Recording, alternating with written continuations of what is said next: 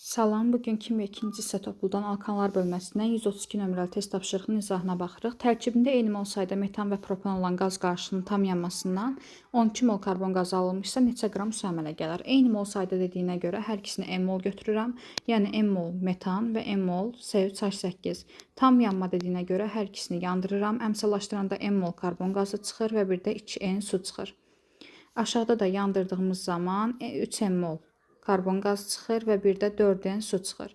Ümumilikdə bizdə şərtdə deyilir ki, 12 mol karbon qazı alınır. Ona görə də karbon qazlarının əmsallarının cəmini 12-yə bərabər eləyirəm. 4n bərabərdir 12, eni buradan 3 tapıram. Bizdə axırda neçə qram su alınar deyir. Suyun əmsalları cəmini toplayıram. 2n, 4n, ümumilikdə 6n su var. N də 3 olduğuna görə yerinə qoyuram. Deməli 18 mol su var imiş. Suyun da 1 molu 18 qram olduğuna görə 18-18-ə vururam.